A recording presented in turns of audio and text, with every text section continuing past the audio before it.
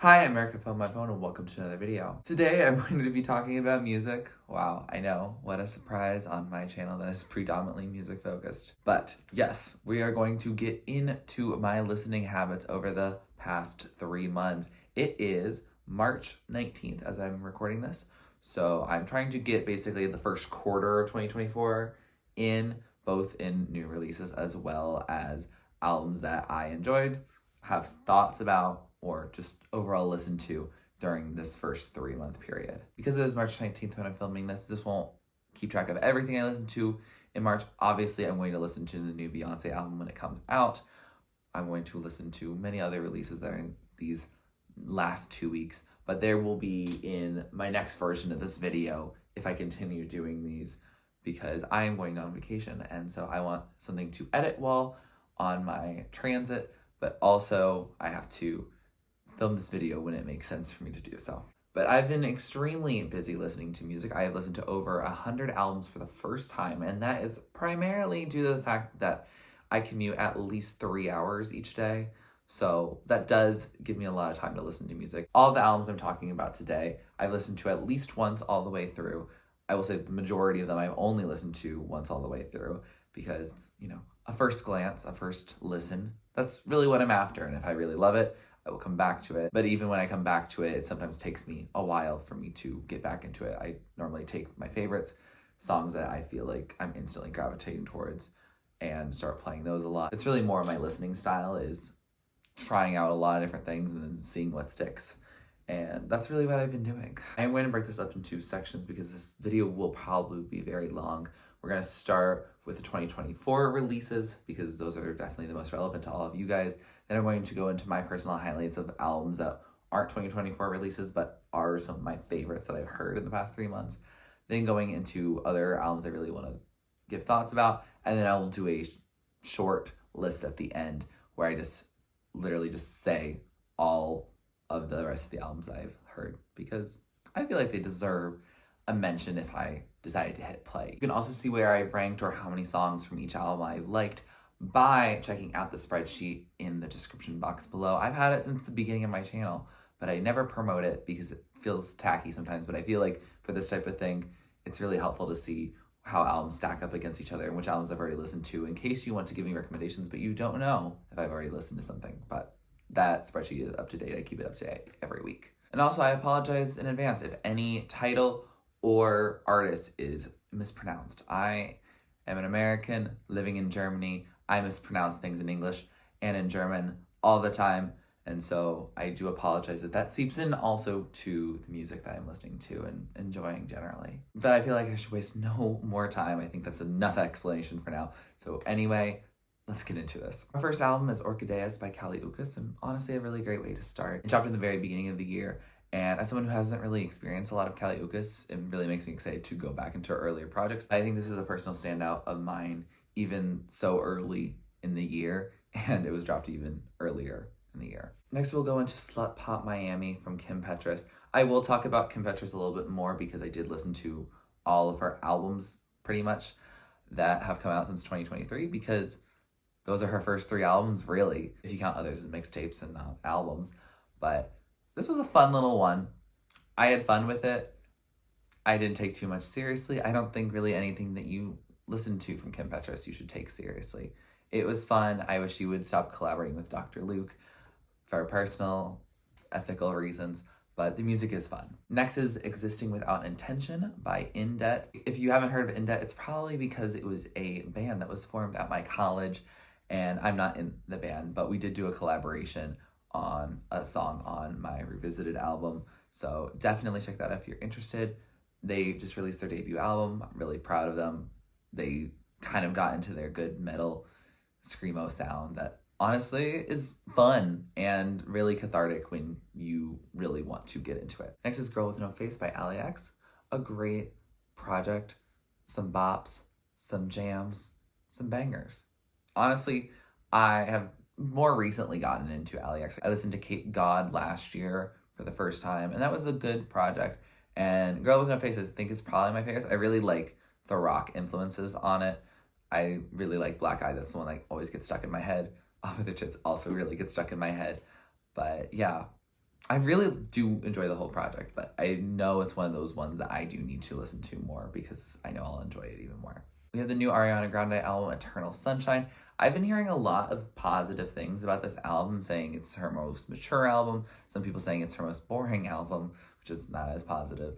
It's been very polarizing, which I feel like for this album, I guess it might be based on how you feel about Ariana Grande as a person rather than within the music. I feel like the people who have been Arianators have really enjoyed it. The people who have been turned off by her public persona lately aren't enjoying it.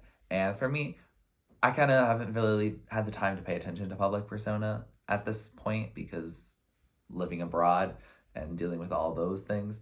So I found it all right, frankly. Yes, Anne has definitely been on replay, and I think I would have liked the album a lot more if the album sounded much more like that. But I do like her not being one-dimensional and her trying to do something different than some past releases. Another highlight is Bye, and the Wait for Your Love music video did actually make me cry, which is impressive. Self-titled Bleachers album is exactly what I thought it would sound like. Not disappointed at all. Not thrilled. It's a Bleachers album.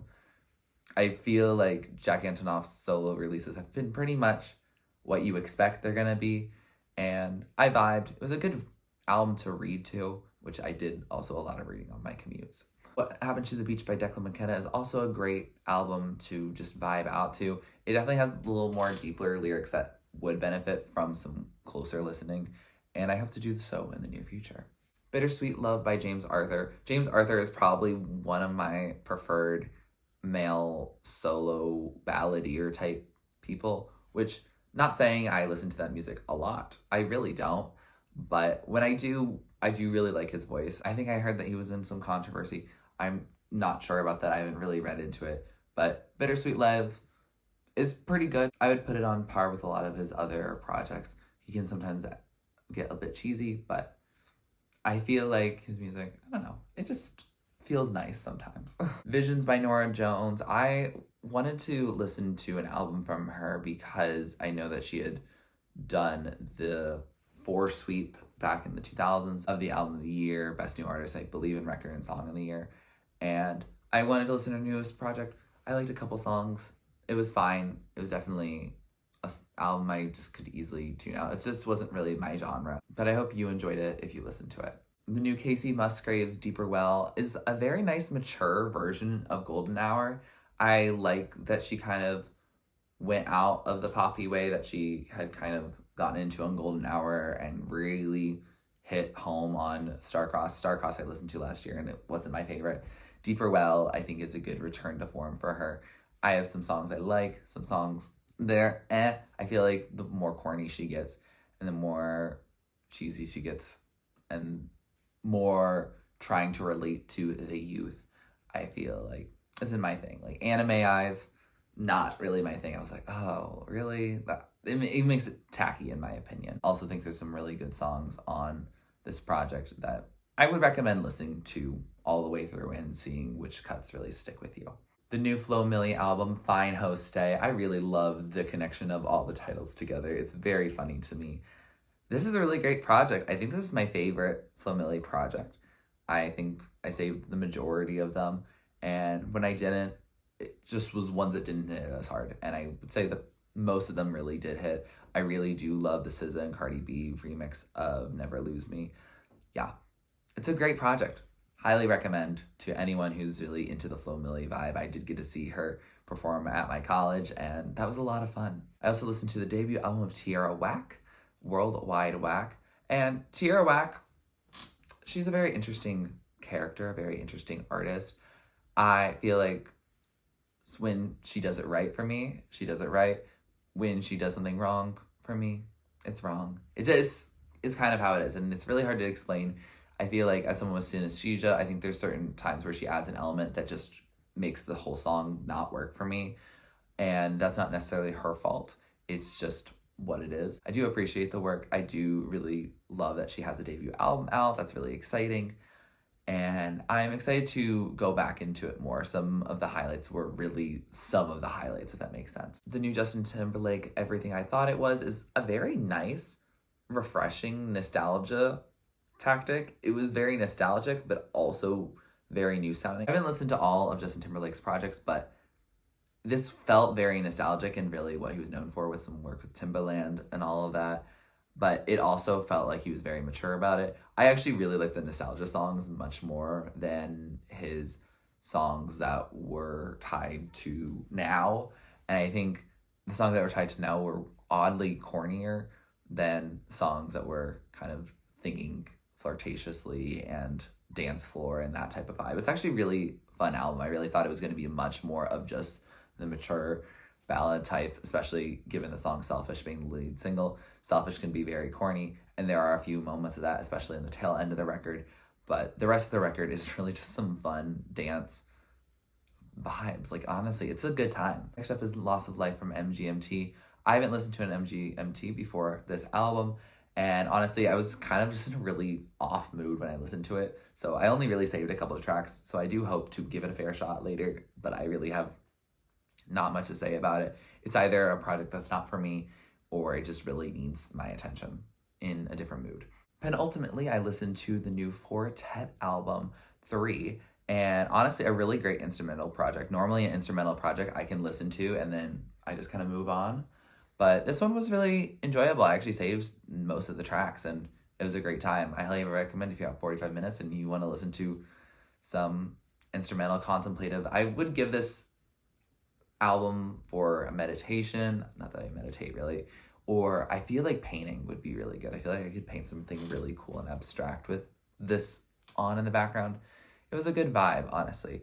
I listened to it again also when I was in an off mood, and so contemplation is really not what I needed, but I'm not going to fault the album for that. I think the album is now known to me in a way that I can use it to my benefit in the future. And then finally, for 2024 albums, we have a Jessie Volume 4. I reacted to Jessie Volume 3 on this channel, and I don't plan on doing too many more reactions. It's really hard with copyright these days, and I just don't feel drawn to it. It feels like it takes a lot of time to not have so much payoff in terms of how it creatively fulfills me.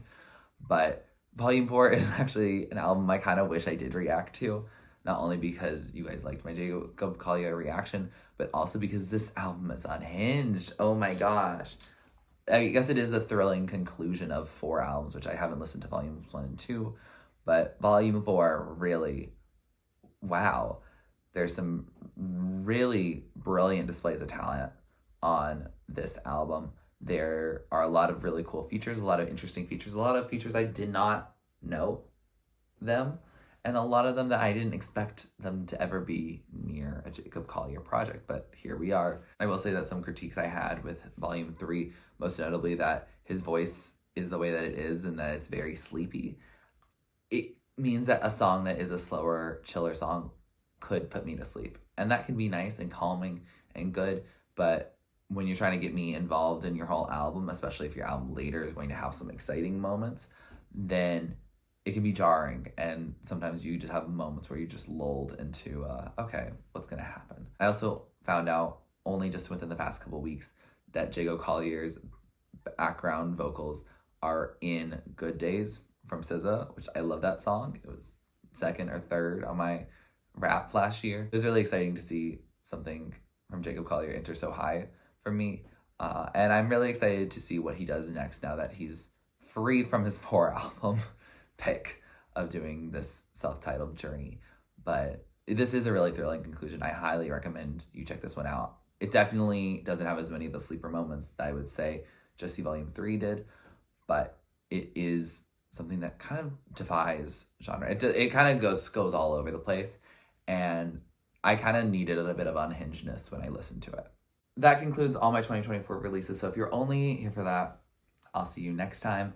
But I do want to get into some projects that I really wanted to discuss with you because I'm really excited about them. And even though they didn't come out this year, I think they still deserve some discussion and some enjoyment.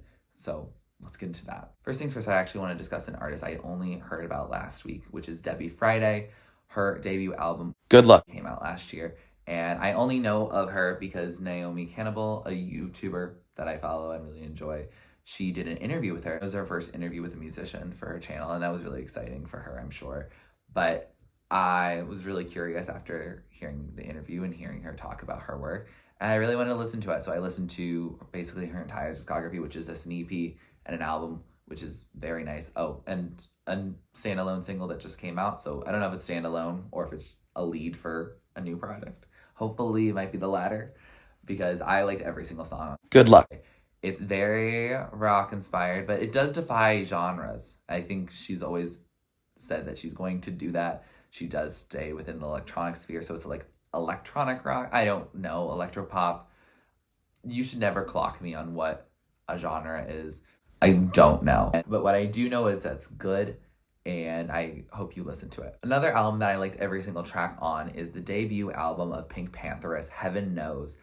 Oh my gosh, this album is so much fun. I really need to listen to it again. I don't know why I haven't, but I did start listening to Boys a Liar Part 2 after this fact, even though that was added later to the track list. Like, it was a bonus track on Heaven Knows because it came out so much earlier than all the rest of the album.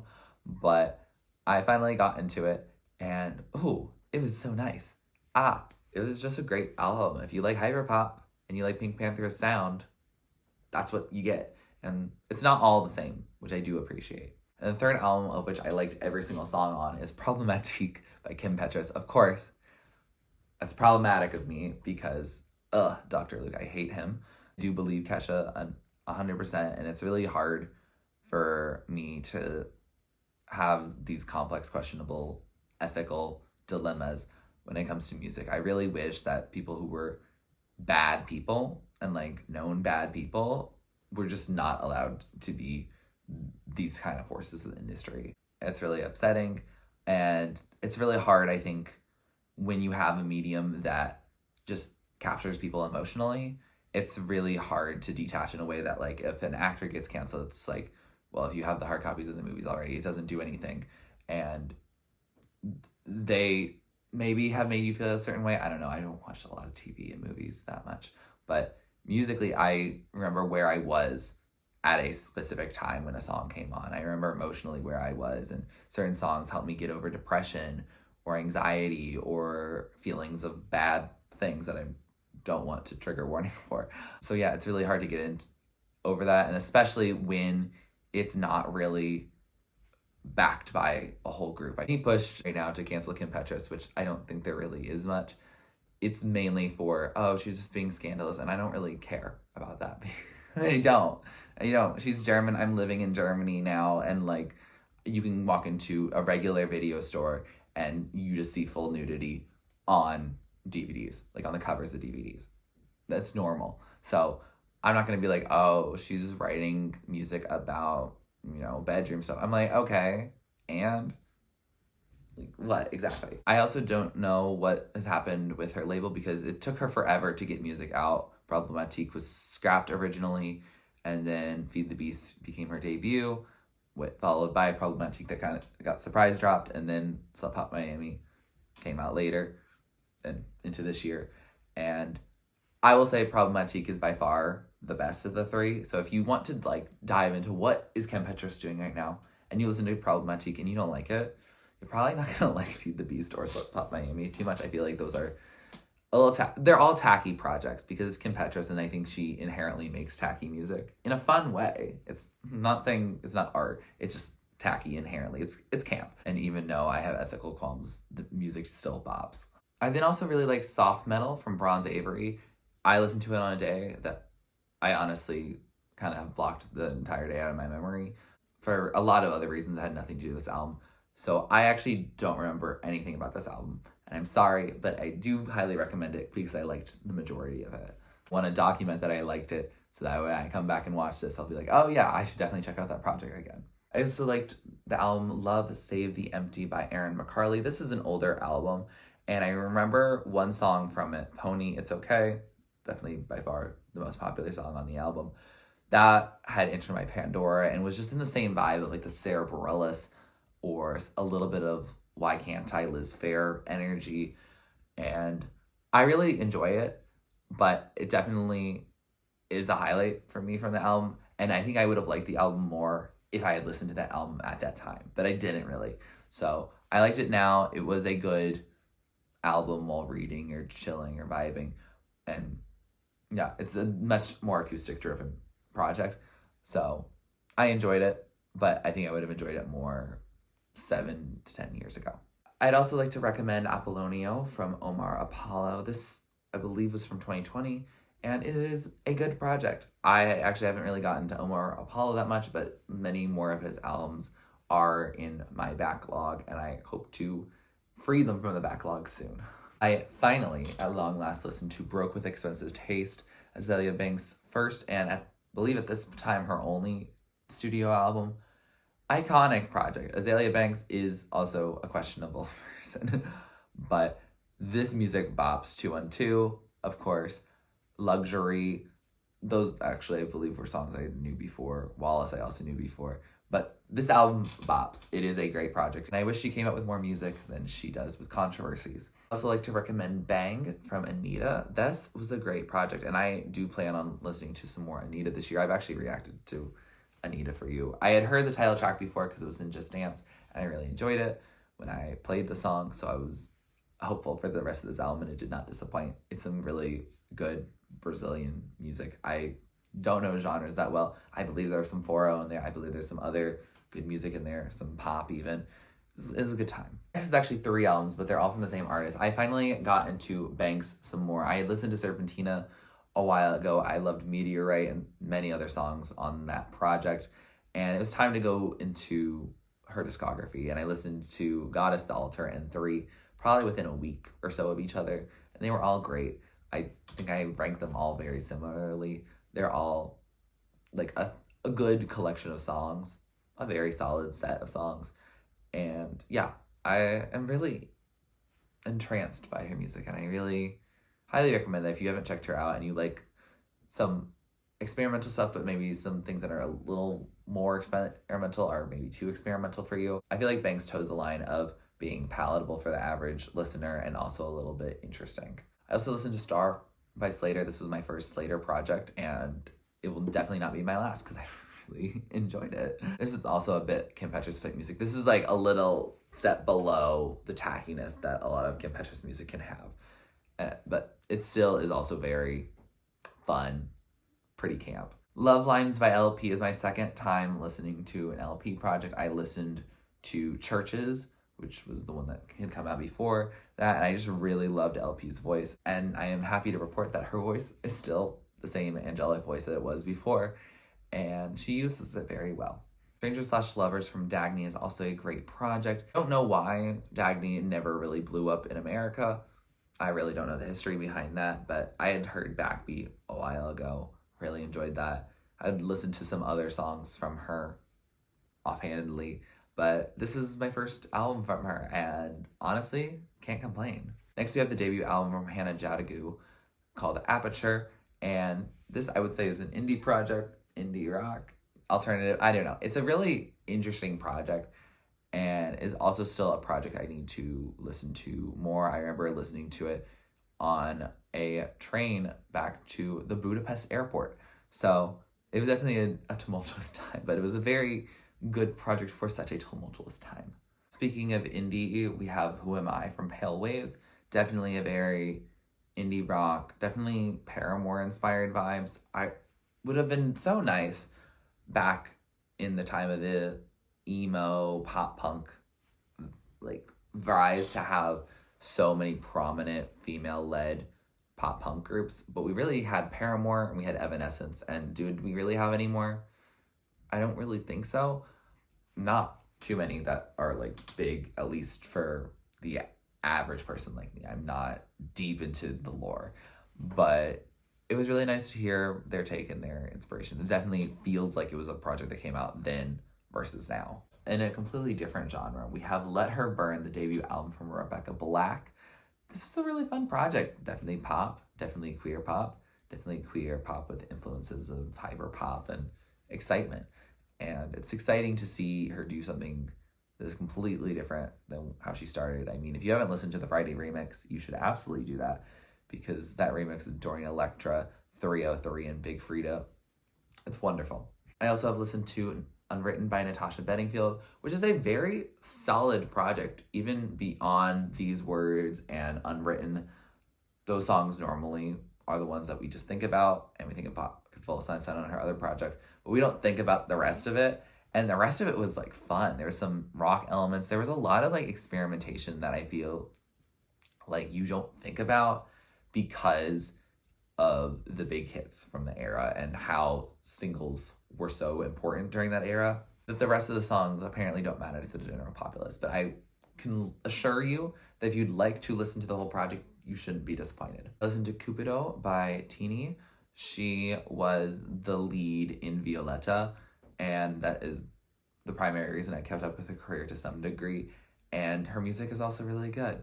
It was a nice vibey reggaeton and other Spanish language genres that are very common. I don't remember it being too wild and out of the box, at least to my ears, but it was a good time. And isn't that often just what we're looking for? Artist that did blow me out of the water, however, is Grant Kanoke. I don't know if I'm pronouncing his name right, but he, I believe, is younger than me. He's more conventionally attractive than me. He's more musically talented than me. He's everything, and he makes really great pop music.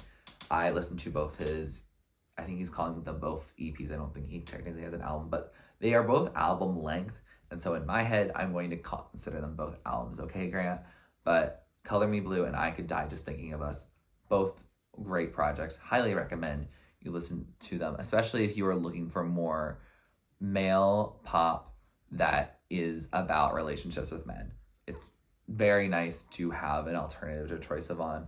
Not that Troye Sivan's bad or anything, but it's nice having more than one man-loving man voice in the pop music sphere, at least within my own pop music sphere. So yeah, definitely checking them out if you're interested. Oh, and a key song is Icarus. Definitely have been playing that one a lot. I played that one a lot before this latest project even came out, but definitely have been going back. It's been really good. The projects I enjoyed but have really not much to say about them is Saturno by Raul Alejandro, Secure by Stefflon Don, and ATL Love Songs by Ill Dot Logic, which are all artists that have completely different levels of being known. Next, I'd like to talk about I Made an Album by Dadi Freyr, who is an Icelandic musician living in Berlin that represented Iceland in Eurovision in 2020 and in 2021 because 2020 got canceled, but they sent a different song with the same artist. But I went to listen to the latest release,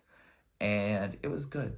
It was good. There's definitely vibes all over the place. It definitely can be experimental to some degree, but it's still something I just recommend checking out, especially if you became a fan of them through Eurovision. I listened to Kelly Clarkson, Chemistry. Chemistry was some good pop music from Kelly Clarkson. Sometimes she can get a little corny. Sometimes it just isn't the vibe always.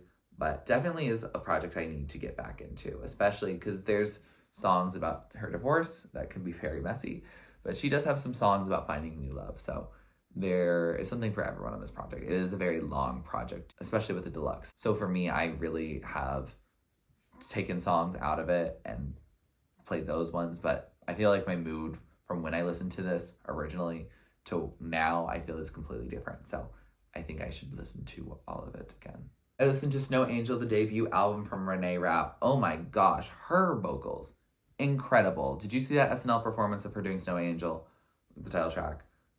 You need to. She has vocals. She has a really stellar debut album. I believe this was the highest selling female debut of last year. Great. Honestly, wonderful. Songs I like, yes. Other songs I don't like, yes. But primarily I like them. And it's definitely nothing to sneeze at. A very great, solid debut. I will say my favorite song from Renee Rapp is actually her Not My Fault song for the Mean Girls soundtrack from Megan Thee Stallion. It's a great song. I was playing it earlier today, and it is just always perpetually a vibe.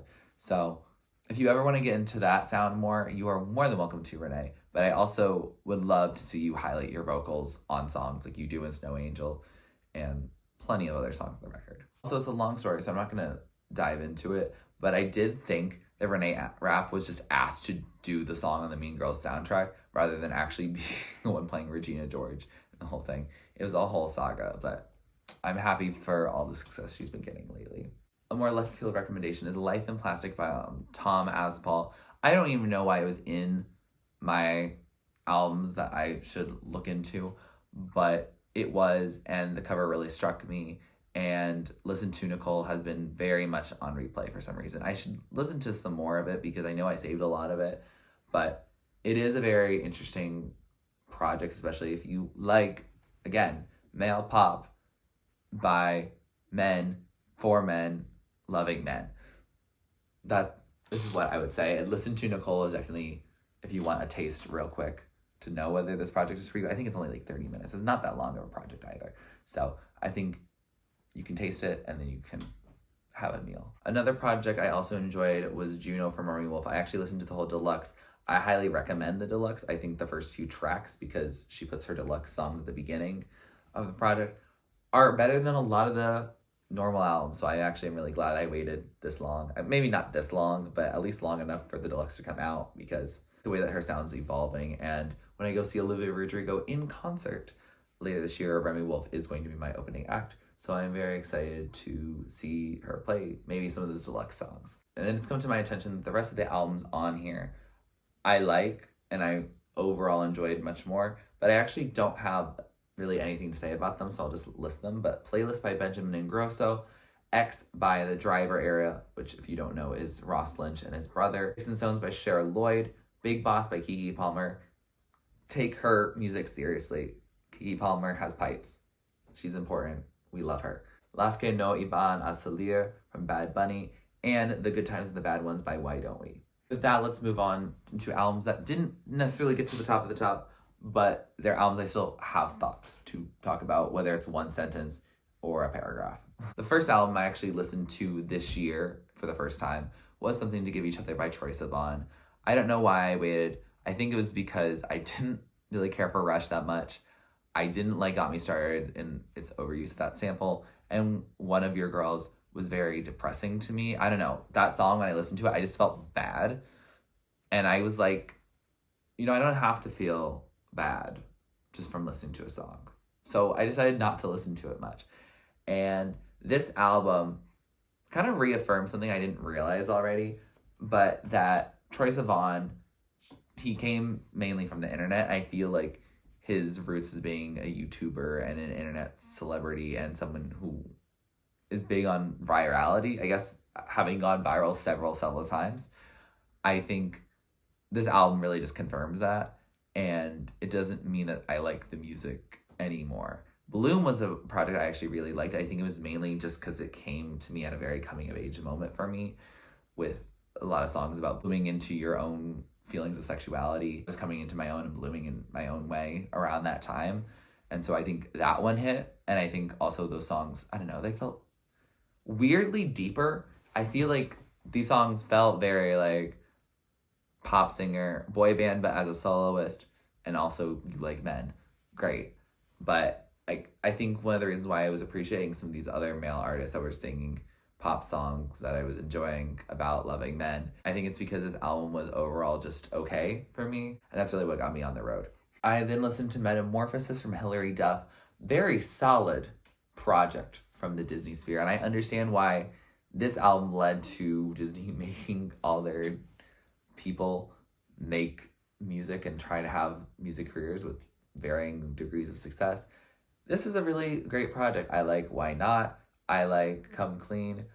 I like more than just the singles. The Math is one that randomly stuck out for me in my head. Didn't quite make it to the 70% threshold that I put in my head for what qualifies, but I think it deserves a warranted amount of appreciation. It gives some good nostalgia, but I didn't actually watch Lizzie McGuire, so it's not really my nostalgia, but it was still a really wonderful project to listen to. I feel like I needed to finally talk about the record because you guys didn't seem that interested in wanting a reaction to it, but you still wanted me to listen to it because I've reacted to Phoebe, Lucy, and Julian on this channel. And this project, I liked some of the songs.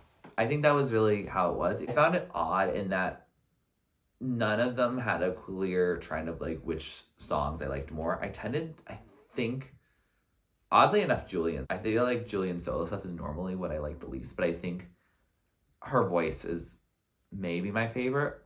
Here, I don't know. I like all of them, but I think Julian's is maybe because hers is the least distinct. Like Phoebe Bridgers obviously has a very distinct sound with how like quiet and whispery.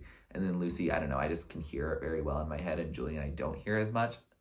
but I feel like hers I normally gravitated towards. I know I gravitated, I think, towards Phoebe-led ones. Oddly, the least, even though I do really enjoy Phoebe's voice. I really love getting to see her in concert last year at opening for Taylor Swift.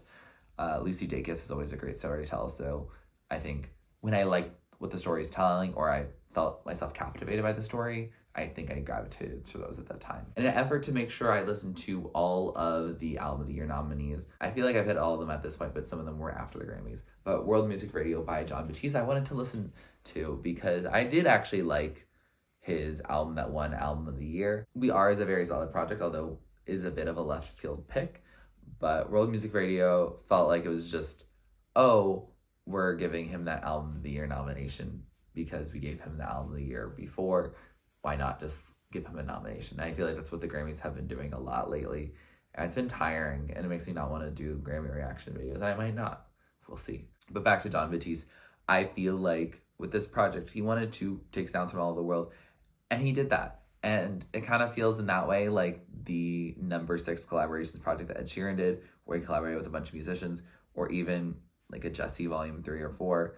But I feel like World Music Radio didn't do it as well. I don't know. There's just things where I was like, okay, this is like fine. You did a fine job at it. And it's impressive. You know, this is not your normal genre of music. Most of it was not at all his normal genre of music. But at the end of the day, it was like, it's okay. I'd probably just listen to something in that genre and not something that where you put your vocals and your spin on it. Wasn't my favorite necessarily, but was interesting for sure. Feed the Beast, I don't really have much to say about it. Coconuts is a really great song. Alone was fun. And Uh-Oh, I do really like that song. Fun. Very fun project if you like Kim Petras. Problematique is definitely the best. I don't remember whether I like Feed the Beast or Slut Pop Miami better. They're both pretty similar type projects. If you like it to have less innuendo and less direct references to intimacy, then maybe Feed the Beast is a little bit better than Slut Pop Miami. I listened to Bewitched by Leve. Jazz is not really normally my thing, but I'm proud to see someone probably around my age, I actually don't know how old she is, but I assume she's in her 20s as well, make a project like this. It's very impressive. I also have listened to both the Samara Joy albums, Samara Joy and Leve, bringing it back to this traditional pop, this jazz, like these type of projects. I'm very impressed seeing them do that at such their young ages. And yeah, I wish them nothing but success. I had to be in a very specific mood to listen to it. And I was impressed that I got 3 different moods where it made sense for me to listen to both Samara Joy's projects and Leve Bewitched. But, you know, I'm glad I was able to. But I don't know if they're necessarily going to be regularly in rotation. I rarely have that mood. Wonder by Shawn Mendes is a great project. And honestly, yeah, it is. That is honestly all I had to say. When he self-pities himself on the record, it's not as fun. When he gets a little delulu, it's fun. When he gets a little dancey, it's fun. I think it's a project that if you have liked certain elements of Shawn Mendes' production and you like male-driven pop, it's good. I don't think he's as cringe as some other songs he's had before, where he is like the Knight in Shining Armor, or like, oh, you don't like me, so like he's done that a couple times, and I don't think this album, if I remember right, did that much at all. I like the album absolutely from Dijon. I believe this is the only album, but we need more music from him. I listened to Talk Down so much last year. It's wild. And The Dress has been a very early frontrunner for one of my favorites of 2024, even though it definitely didn't come out in 2024. But those songs are 2 of the bigger hits from the record. I recommend listening to it all the way through and seeing what vibes stick out to you. There's certain songs that aren't really my favorite on it, but there's some songs that I do like. I think I liked about 2/3 of the project, which is pretty solid. And I definitely am curious as to what his next move is. I do want to be there when the next thing happens. The Show by Niall Horan was unfortunately not my favorite. Niall is my favorite from One Direction, in case you didn't already know. I really like his first album, Flicker, as well as Heartbreak Weather. This one didn't do it for me as much, and I don't know why. I do know that when I listened to it, I was feeling viscerally ill. I had food poisoning the night before, and I was worried that it was going to be food poisoning this day of as well. So I was like, okay, I know that some of the songs are going to be acoustic. Let's give myself something that's very chill on my train home. And I think that's not a good way to set up that album at all, but I think it was just the wrong album for that time. I mean, there was no album that was good at that time. I just wanted to be asleep and wake up and feel better, but that wasn't going to happen. So it's definitely an album that I really do need to give another chance, though I do remember that there are certain lines and songs that would bother me, certain like metaphors to the world ending, or I don't know, certain falsettos. There's certain elements that, again, with my synesthesia, can just rub me instantly the wrong way and know that I just shouldn't listen to that song. And I feel like there was a lot in here for some reason, and it was very odd, but that also could have just been extra sensitive because of the food poisoning. So we should go back into it, but I don't see how it could ever be better than the other two Niall Horan projects. I listened to My 21st Century Blues by Ray, and I am glad that she's getting so much love in Britain. I know she's not getting as much love in the States, but it's a great project. I would say that there's plenty of songs I don't listen to. It's very story driven, and I understand that. It definitely hits hard going from like front to back on it, but in terms of certain songs I'm gonna pull from it and listen to on its own, it doesn't have a ton of those. And there's also many triggering events that happen there. I'm not going to get too deep into that, but it means that some of the songs are just not always the mood, and also are very, very specific to her sometimes. Like, there are things that happen, but, you know, with a lot of specific details, and especially the fact that she uses a lot of spoken word to, like, talk through certain things. It means it might not always be something that makes sense in a shuffled sense or in a singular song sense. My personal highlight is The Thrill Is Gone, and I think that song you can play at any time. I know a lot of people like escapism, but it doesn't do it for me. I feel like it's because I haven't gotten to myself in that low point in terms of using substances and other things that are talked about in that song. And I think it's for the best that I haven't had that, but I appreciate her being very vulnerable. This is a very well-constructed album. It deserves everything it's getting. I just know that not everything is going to be for me from it. Another project I similarly feel is just not for me is Jaguar 2. I love that Victoria Monet won Best New Artist. I'm glad that this won Grammys. I'm glad that she's getting the flowers she deserves after all these years. That said, Jaguar 2, I don't feel it. I don't feel like I did with Jaguar 1. I don't feel it with really any project that she's had before. And I don't know why. I have no idea why. I was in a good mood that day, and I was generally liking a lot of other albums I listened to that day. So, I don't know. It's probably just not for me, and I can recognize that it is a very well-made album. It is a very well-made album. Let's not get that straight. It is a well-made album, but I know it's not the album that's for me to listen to regularly. And next, I'd like to turn your attention to Quarter Life Crisis by Baby Queen. This is wow. I listened to this kind of at the right and the wrong time because it's very existential. It's a quarter life crisis. It makes sense. I'm 24. I'm going to turn 25 later this year, so I'm in the perfect vibe to have a quarter life crisis. Yeah, absolutely. And there were some songs that hit hard, started crying. Certain songs that can also be kind of cringy in the fact that they are quarter life crisis type songs. That is just kind of the nature of what you're going to get. And for that reason, I have a lot of hits and a lot of misses for me. And so I highly recommend that if you're in my boat. I don't know if this album would be relevant at all to people who are having a good time always and are established in their 30s and beyond. I don't really think it is a project for y'all. It might be, but I don't think it has the same appeal that maybe Olivia Rodrigo has when it comes to music that's about young things appealing to older people. I don't know if this does that because I'm not older, so I can't tell you. I think when it does hit, it does hit. So if you are in my age range, I highly recommend listening to this and taking as much time as you need because, now we're getting into the aforementioned Justin Timberlake project, Future Sex Love Sounds. This album feels very much like the precursor to his current album, and it is fine.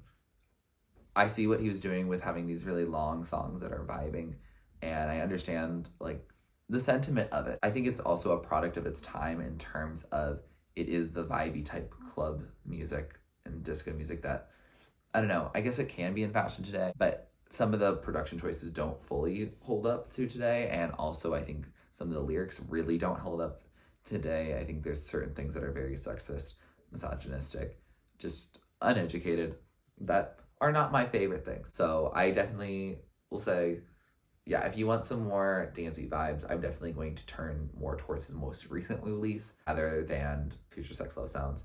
But I see how it was influential. I don't think it should have gotten the Grammy nomination. I think it was just because they love Justin Timberlake, even though I don't know if he's won a Grammy. I have no idea. But I think Justified was also nominated for Album of the Year before. So they were really liking him at the time, at least. We have Trust Fall from Pink. This was a good album. That's all. I don't know. It was Pink released an album and it was good. That was really how I felt about it. It doesn't have the chaos that I think some older Pink has. I'm still getting through some of Pink's discography that I plan to listen to soon. I know Beautiful Trauma is really up there for me. Hurts to Be Human. I don't know. I think Hurts to Be Human and Trust Fall probably have similar amounts of songs I like from them. But I think the highs on Hurts to Be Human might be higher than the Trust Fall ones. But I don't know. But I did know that there's a tunnel under Ocean Boulevard. Yes, I listened to Lana Del Rey's project following its snubbing at the Grammys. I was late to that one. Sorry on that. But I don't feel like it was snubbed. I felt like SOS was snubbed. I guess Lana Del Rey still not having a Grammy is kind of whack in a way. I still am not quite over some of her statements that she made in 2020 about, oh, like, when's it my turn to get praise? And also her mesh mask wearing.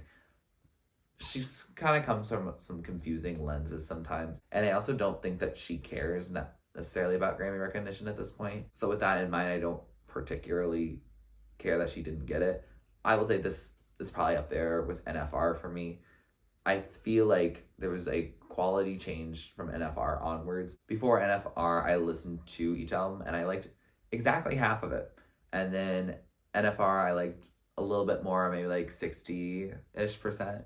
And every album since NFR has also similarly hit that. Blue Banisters I've listened to. I've not listened to Chemtrails, and I've listened to The Tunnel Under Ocean Boulevard.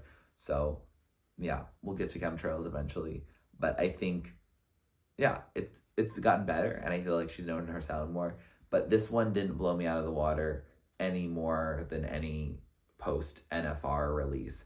I feel like NFR was actually more deserving of winning the year that it didn't, because I feel like it was groundbreaking for her at the time. I don't think there's anything truly groundbreaking about her Tunnel Under Ocean Boulevard. I think it's just Lana honing her sound more. I'm not saying that Midnight's is a better album. I would say, in terms of maybe innovation, you could even make an argument for Tunnel Under Ocean Boulevard over Midnight's. I could see you making that argument, but SOS by far was the one. If you're trying to have a white woman contest, you can have a white woman contest, I guess. If you were a Disney child, I want to bring your attention to I May Be an Actress, but I Can't Fake How I Feel by Laura Morano, who is Allie on Austin and Ally. She's a wonderful icon, and this was a really long album, but I think it was good. I enjoyed it.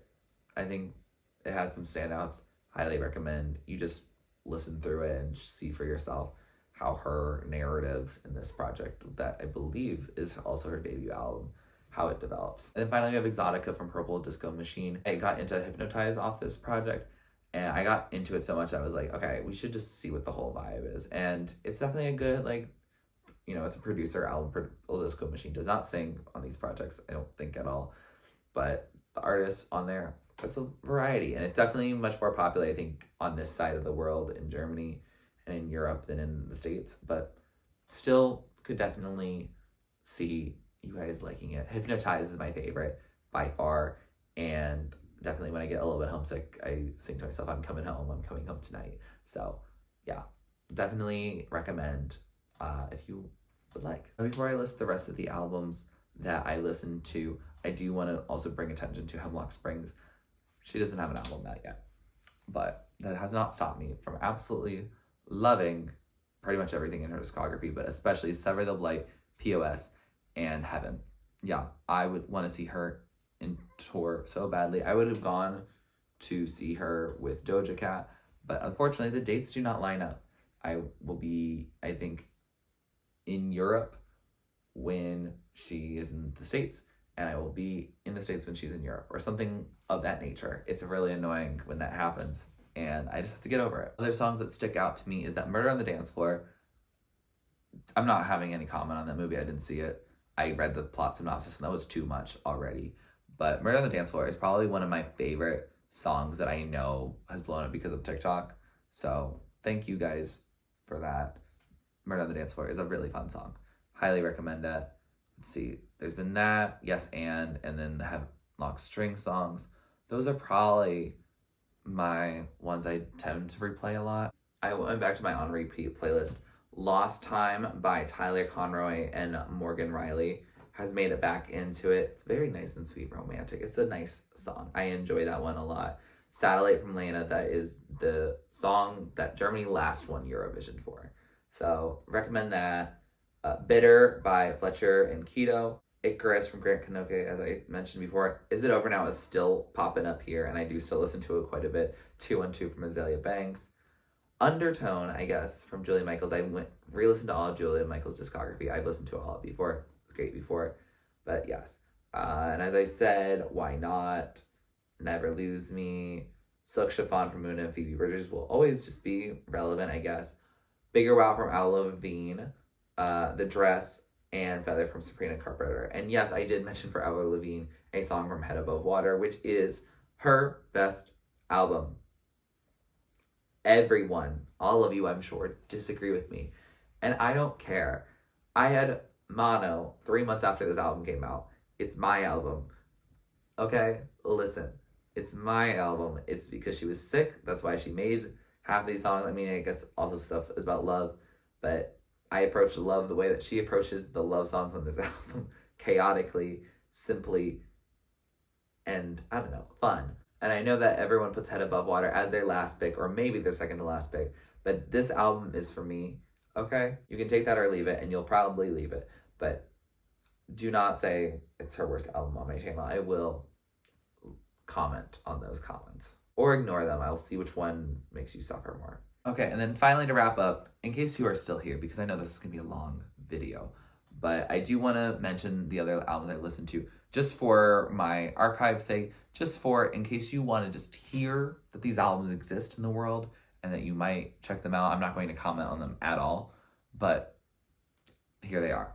We have 8 by Shea Coulee, Urban Flora by Alina Baraz and Galimatius, Golden by Jungkook, Struggler by Genesis Owusu, American Girl by Kilo Kish, 777 by Lotto, 2000 and Forever by Brie Runway, Z by SZA, New Blue Sun by Andre 3000, Visions by Grimes, E3 by Midwest, Bravado by Kieran J. Callanan, The Optimist by Sam Hurwitz, The Joy of Music, The Job of Real Estate by Wolfpack, McCartney 3 by Paul McCartney, 4, The Pink Album by Lucas Graham, Welcome Back Era by Brass Tacks, Brackets 12 O'Clock by Luna, Super Champone by Otoboke Beaver, Mixed Emotions by Jack Case, Body Bucks by Gafati, or GFOTY, Girlfriend of the Year, Mono by Kay Flay, Therapy by Anne Marie, Born Hot by Chris Farron, A Woman by Queen Herbie, Hood Hottest Princess by Sexy Red, Raven by Kalela, Beauty Marks by Sierra, Oya, Optimize Your Ambiance by The One I Ever Had, Paranoia by Maggie Lindman, Beauty and Death by Chase Atlantic, Love Goes by Sam Smith, Notes from the Archives, recordings 2011-2016 by Maggie Rogers, and Period by City Girls. If you want thoughts on any of those,